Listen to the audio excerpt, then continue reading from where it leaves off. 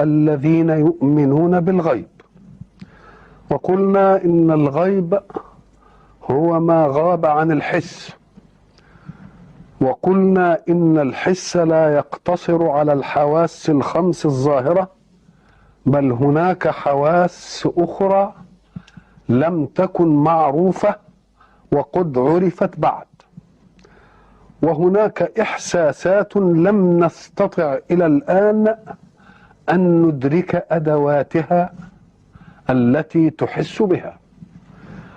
وقلنا أنه لا يعني عند كلمة الغيب أن نعرف أن الأمر الذي غاب عنك هو الغيب، ولكن المراد الغيب المطلق الذي يغيب عنك وعن نظرائك. فإذا ما علمت شيئا هو معلوم عند الغير فلا يقال ذلك علم غيب، وإذا ما علمت شيئا كان مطمورا في الكون ومستورا من أسرار الله إلى أن يحين يوم ميلاده، فإذا ما وصل إليه المكتشف لا يقال إنه علم غيبا، لأن هناك مقدمات، هذه المقدمات تؤدي إلى معرفة المطلوب.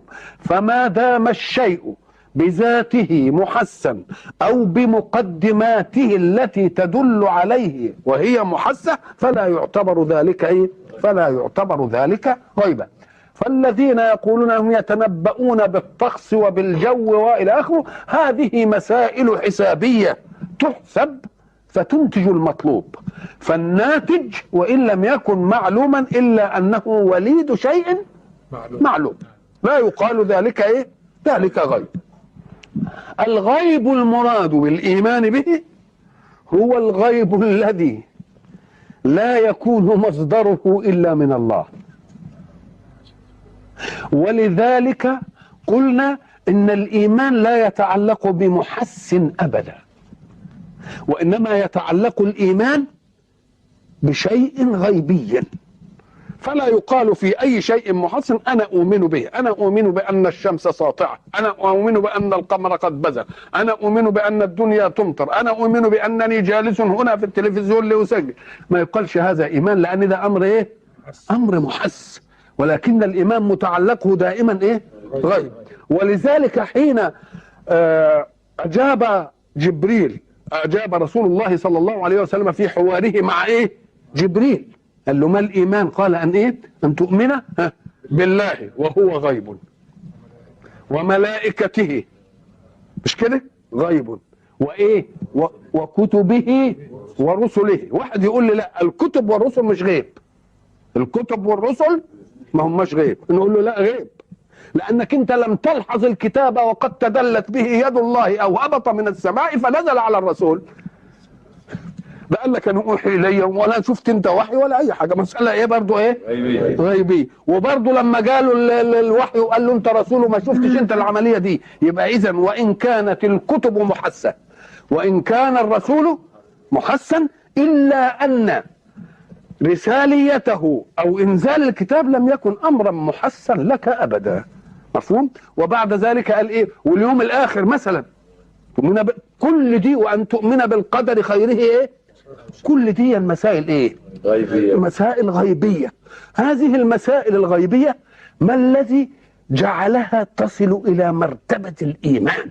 معنى كلمة إيمان يعني الإيمان معناه التصديق الجازم، تصديق جازم. ومعنى تصديق جازم إن كنتم قد ذكرتم النسب التي قلناها سابقا، نسب المجزوم بها والنسب غير المجزوم بها، يبقى التصديق الجازم هو ده اسمه الإيمان. ومعنى جازم أنه لا يطفو إلى الذهن ليناقش من جديد. إن كان لسه سيطفو إلى الذهن ليناقش لا يقال إيمان، ما يقالش إيمان. ولذلك بنسمي الإيمان ده عقيدة. معنى عقيدة يعني شيء معقود، يعني مش شيء هش كده يعني أي حاجة تحله، لا شيء معقود. والمعقود ده يعني مربوط رباط رباط موثق. يبقى مثلا الإيمان التصديق الجازم التصديق الجازم بقضية الإيمان عامة، تصديق الجازم بقضية لا تطفو إلى الذهن لتناقش من جديد. الحياة التي نحياها كلها إن لم يكن هناك إيمان بقضاياها ما يكونش حد يعمل حاجة. إن لم يكن عندي إيمان بأنني لما أروح كلية الطب هطلع طبيب ما كنتش رحت. إن كلية الهندسة أطلع مهندس ما كنتش رحت. إن ما كانش عندي إيمان إن لما أركب مثلا المترو يوديني الحتة الفلانية ما أمشيش. إن ما كانش عندي لما أركب مثلا من حلزة الحديد القطر الفلاني يوديني اسكندرية ما ينفع. إذا كل القضايا عايزة إيمان، عايزة إيمان. هذه قضايا الكون الجزئية. يبقى ما دامت قضايا الكون الجزئية لا تنتظم حركتها إلا بإيمان يقيني بمسائلها، فما بالك بالأمر الكلي العام؟ يبقى الأمر الكلي العام يبقى لازم فيه إيمان، لازم يوجد إيمان. إن ما كانش يوجد إيمان يبقى مش ممكن أي حاجة في الكون تستقر ولا تنتظم. يبقى الإيمان التصديق الجازم بالقلب. التصديق الجازم ده بوجود الشيء الذي يفسد على الناس إيمانهم، أنهم يدخلون في الإيمان ما ليس من الإيمان. يدخل في الإيمان الوجود والكيفية، نقول له لا، أنت زودتها. الإيمان فقط يريد الوجود فقط، أما الكيفية والصورة فلا ضرورة لها. الإيمان يكفيك أن تعلم أن وراء الكون قوة عليا قادرة حكيمة مدبرة خلقت هذا الكون. هذا هو الإيمان. كيفية وجود هذا القوة دي إيه؟ شكلها إيه؟ نقول له مش شغلتك بقى، مش شغلة العقل، إنما شغلة القوة نفسها لتنبه عن نفسها. تقول أنا اسمي كذا لأن دي أمر ما يدركش بالعقل، مطلوبي كذا. يبقى إذن الذي يفسد على الناس مسألة إيمانهم أنهم يريدون أن يدخلوا الإيمان وهي شيء آخر مش من مطلوب الإيمان. ولذلك حين يعرض الحق هذه القضية يعرضها في أبي الأنبياء إبراهيم عليه السلام، حينما قال لربه أرني كيف تحيي الموتى. شوف كلمة كيف، كلمة كيف أدخل في الإيمان ما ليس منه. فقال الله له ليصحح له ولنا أولم تؤمن؟ قال له إيه؟ بلى. يعني إيه؟ يعني آمنت. آمنت بإيه بقى؟ إذا ما دام بتسأل يبقى آمن بأنه يحيي، وهذا هو القدر المطلوب. الأمر الزائد عن المطلوب أنه سأل كيف، ودي ملهاش علاقة بالإيمان بقى، ملهاش علاقة بالإيمان. ولذلك السطحيين الذين يريدون أن ينفذوا إلى نقد القرآن يجي يقول لك يا أخي القرآن يقول أولم تؤمن؟ قال بلى، ومعنى هذه الدلالة في اللغة بلى يعني آمنت، والإيمان هو اطمئنان القلب إلى قضية ما. فكيف يقول ولكن ليطمئن قلبي؟ فكأنه طلب لأن الاطمئنان غير موجود، وبطلبه يريد أن يوجد الاطمئنان، والإيمان اللي هو قال عليه بلى آمنت هو الاطمئنان. يبقى في تناقض، يبقى هو ما آمنش ولا حاجة ما دام ليطمئن قلبه. ما دام اطمئنان القلب هو المطلوب لإبراهيم فكأن الإيمان غير موجود، لأن الإيمان هو إيه؟ اطمئنان القلب، وهو قال بلى يعني آمنت وبعدين قال لي يطمئن. يبقى في تناقض ولا مش في تناقض؟ في ظاهر الأمر إن في تناقض. نقول له أنت لم تفطن إلى السؤال.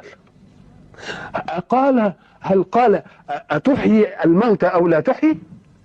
قال له كيف، فالسؤال عن الكيفية. إذن فالاطمئنان لا على أصل القضية وجودا من أن الله يحيي الموتى، ولكن بده يطمئن على الكيفية دي شكلها إيه. يبقى إذن الكلام ما فيش فيه تناقض، لأن آمنت يعني بأنك تحيي الموتى. حين تقول للإنسان كيف بنيت هذا البيت؟ عندك شك في بناء البيت؟ يبقى اذا لما اقول له كيف تحيي الموتى يبقى انا اؤمن انك تحيي، بس ازاي الحكايه دي؟ بس يبقى السؤال عن الايه؟ اذا ادخل مساله ما هيش في ايه؟ مش في الايمان. فربنا قال له دي مش في الايمان، الايمان هو ايه؟ انك تؤمن انني احيي بس، ادي القدر. انما كيف دي بقى نعمل لك العمليه قدامك بقى. كيف دي يبقى لازم نعمل لك العمليه قدامك، ومش العظمه بقى. وهنا الترقي والتصعيد لعظمه الالوهيه يتجلى في انه اعطى الجواب بشكل يصعد قضيه الايمان،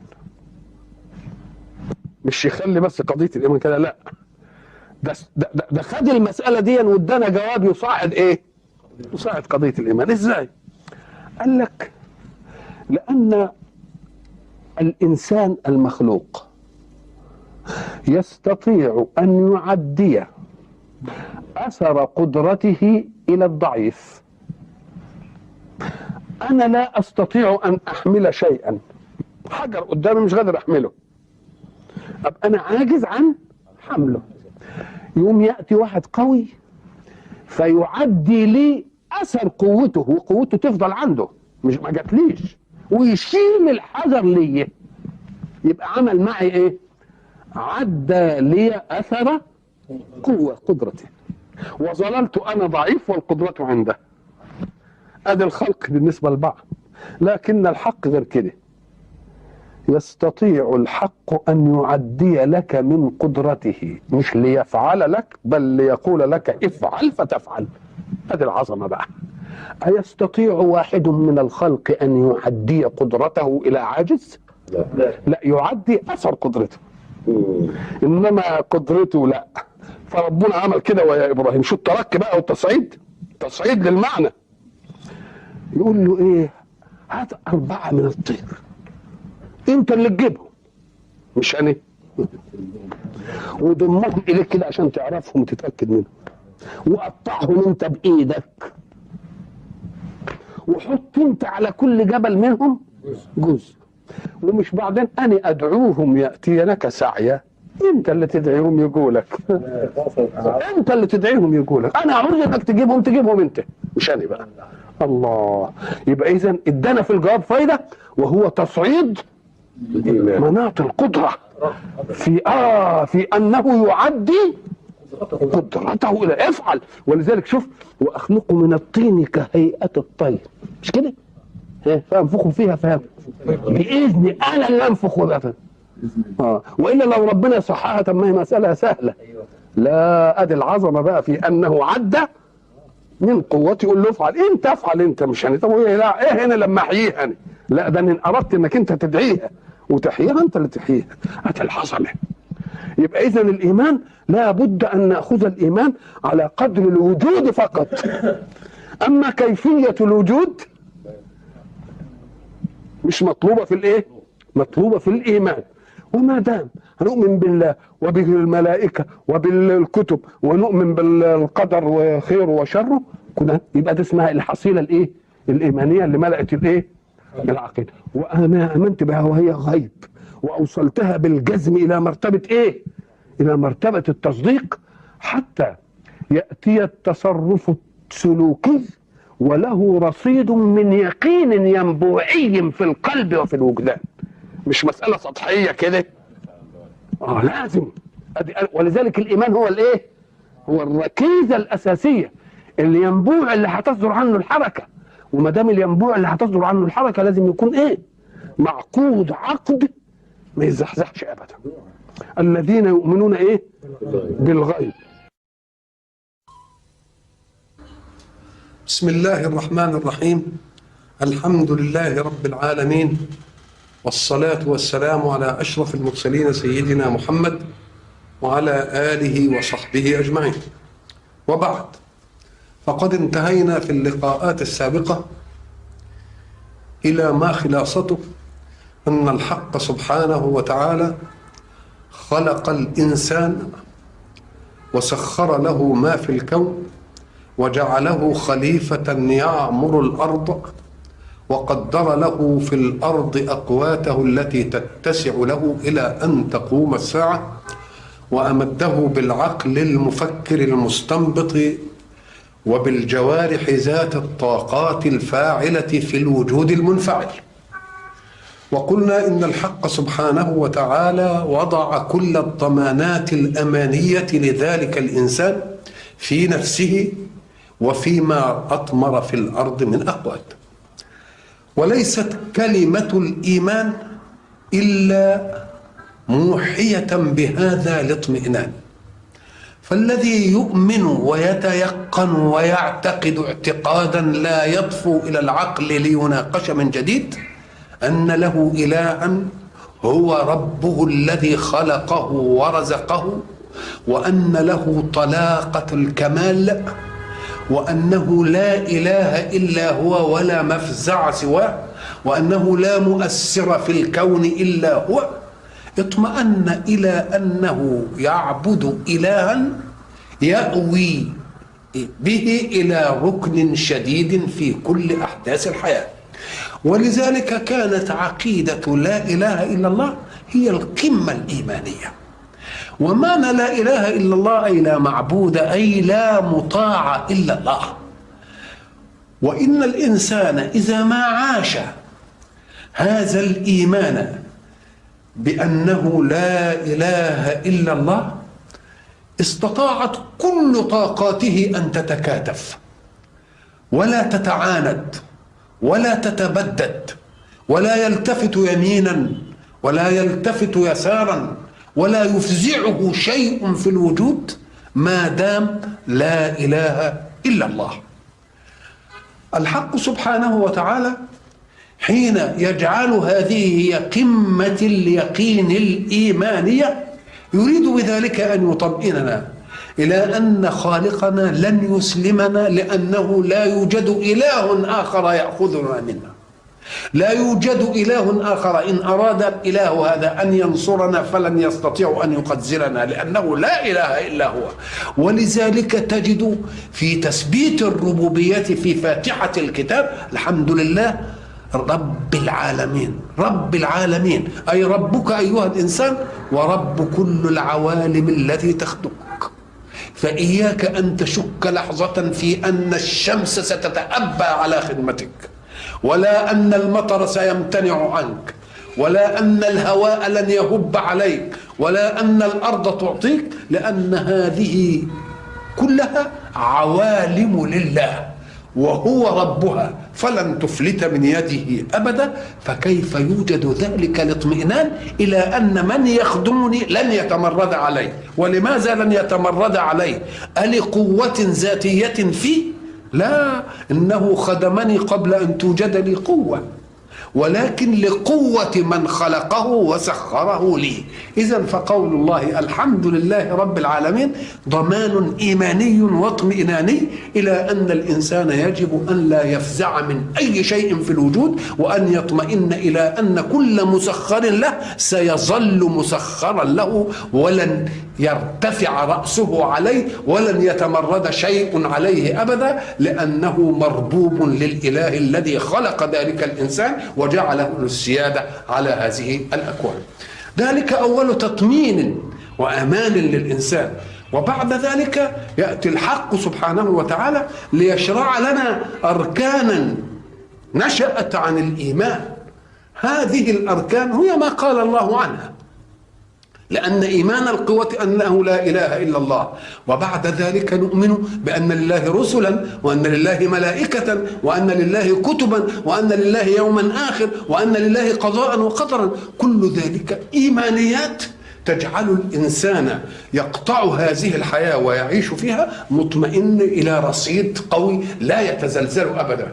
وبعد ذلك يشيد عملية التعامل في الكون على الأسس الإسلامية التي قال الرسول عنها بني الإسلام على 5.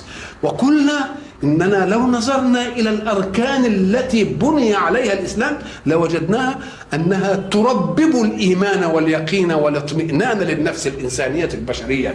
فالإنسان حين يستجيب إلى الله الذي لا إله إلا هو ويذهب إليه كل يوم 5 مرات ليعلن ولاءه لله وليعيش في أحضان ذلك الرب، إله يجدد اطمئنانه بوجود ذلك الإله.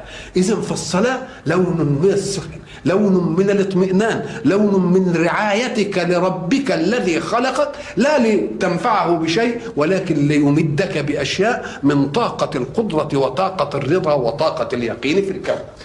وبعد ذلك يأتي لتؤدي زكاة، هذا أيضا لون من الاطمئنان لأحداث الحياة، لأن ما دام إيمان يعني لازم كلمة إيمان وأمن واطمئنان تشيع في كل مطلوبات الإيمان. كل حركة إيمانية في الوجود وكل حركة إسلامية في التشريع تخدم هذه القضية. عش في الكون آمنا مطمئنا لأن لك إلها تتردد عليه بطلب منه كل يوم 5 مرات، بطلب منه كل يوم 5 مرات ليعطيك فيضا. وبعد ذلك يأتي ليواجه أحداث الحياة التي قد يوجد فيها عاجز وقد يوجد ضعيف وقد يوجد مصاب وقد يوجد غير قادر وقد يوجد أبله لا يحسن فعل شيء. وبعد ذلك يعطيك أيضا الاطمئنان لأن الله طلب من أصحاب الفضل في أموالهم أن يعودوا بفضل أموالهم على هؤلاء، فيشرع الزكاة لون من الأمان والاطمئنان. فإن كنت صحيحا لا تخشى ولا تخاف أن تعجز في يوم أو لا تقدر. لماذا؟ لأنك في أخوة إيمانية، أنت أعطيت حين كان لك فضل وستعطى حين لا يكون لك فضل. هذا لون من التأمين أيضا لهذه الحياة، وليشعر العاجز وغير القادر عن حركة الحياة أنه في أخوة إيمانية متضامنة، وأنه لن يواجه أحداث الحياة وحده ولا بقوته دون قوة سواه، فإن خانته قوته فلم تخونه قوة إخوانه المؤمنين المعايشين له، لأنهم سيعودون بفضل ما عندهم إليه، وهو يعود بفضل ما عنده يوم كان له فضل. وتلك هي عملية التأمين الحياتية. وبعد ذلك يأتي الحق سبحانه وتعالى ليؤمننا بالصوم أيضا. نصوم، ومعنى نصوم أننا نمتنع عما كان مباحا قبل يوم الصوم، لأن الامتناعات نوعان: امتناعات أبدية يؤبدها الإيمان في كل أحيان الحياة، كما حرم الله علينا كثيرا من الأشياء محرمة في أي وقت، ليلا نهارا، في رمضان في غير رمضان، وأشياء هي حلال في وقت ولكنها حرام في وقت آخر. الحلال في وقت والحرام في وقت آخر، وما شرعه الله بالصوم الذي كنت آكله أمس إذا ما جاء يوم رمضان أمتنع عنه. هذا الامتناع لون أيضا من التأمين. كيف يوجد هذا اللون من التأمين؟ لأن كما قلنا أنت لست كالسيارة المصنوعة للبشر، حينما تمتنع عن وجبة أو وجبتين أو 3 وجبات تقف وتتعطل، ولكنك ساعة تمتنع عن هذه الأشياء وتظل حركتك في الحياة هي الحركة، تتنفس وتتحرك ونبضك ودمك وكل شيء فيك موجود. يبقى دليل على إن فيك إيه؟ رصيد ذاتي يجعلك تأمن إن اضطرتك ظروفك فيما بعد أو الأحداث عضتك فيما بعد إلى أن لك قوة تصبر، قوة ذاتية. هذه القوة الذاتية من الممكن أن تصبر إلى أن يأتي الله لك بالإيه؟ بالفرج. والحق سبحانه وتعالى لهذه المسألة في كونه حرم علي أشياء كانت حلالا لي، قلنا العلة في ذلك أنه يريد أن يديم لنا حلاوة التكليف. لماذا؟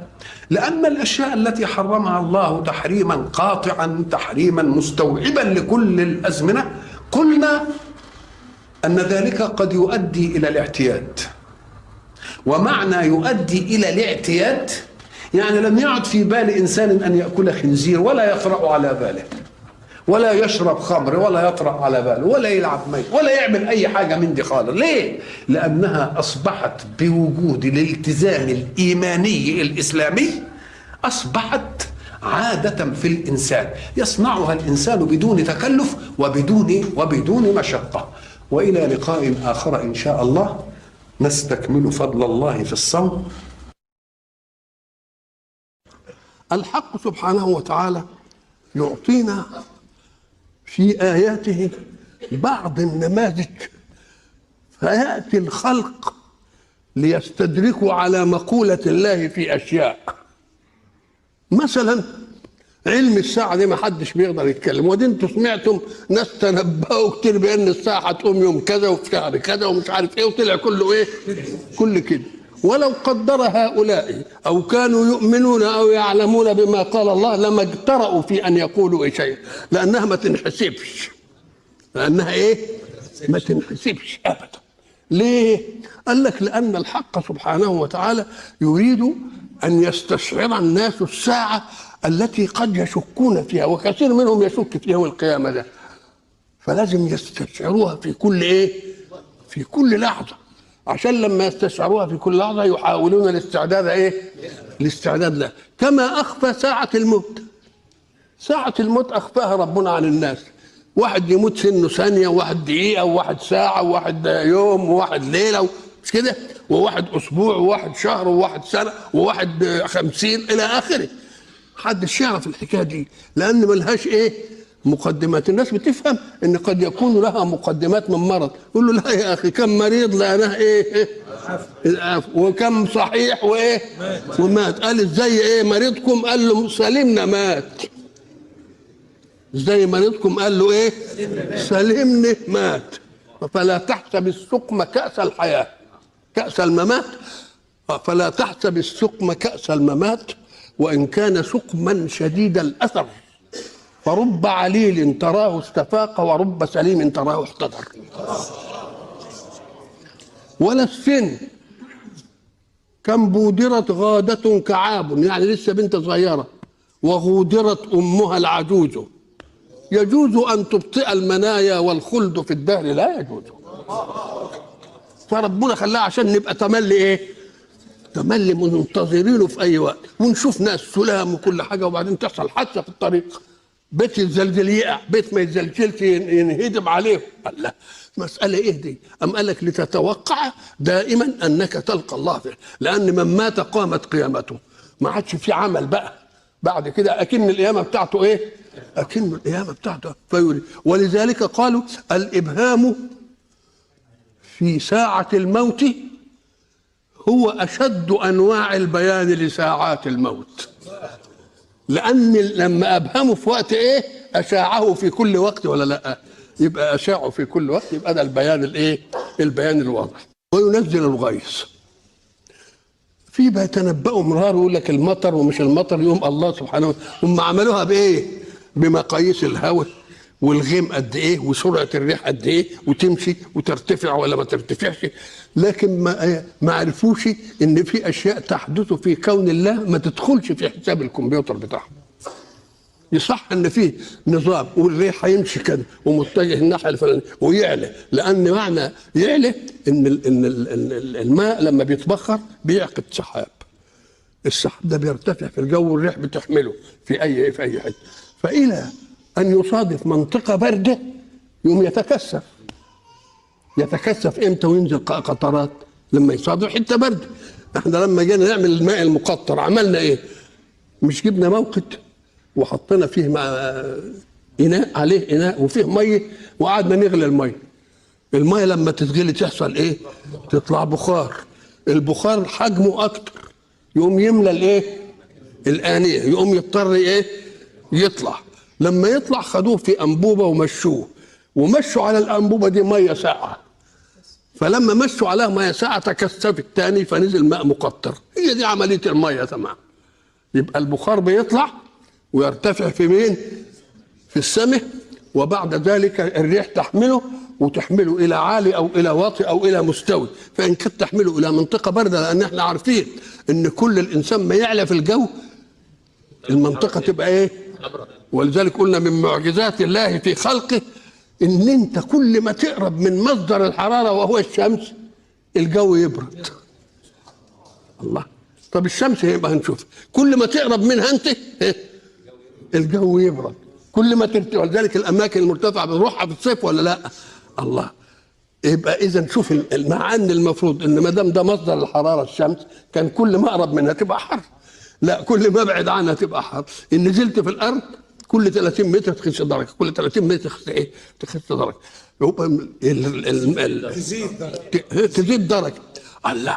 يبقى اذا دي مساله مش روتينيه، ده مساله قدره، كن فيكون. ربنا لازم يجمع لك الاضداد عشان يثبت طلاقه قدرته، يخلفها ويعملها. زي ما قلنا يقول لك بوس الحجر ده اهو، بوس هذا الحجر، وده ارجمه، وده ايمان وده ايمان، وهم الحجر واحد.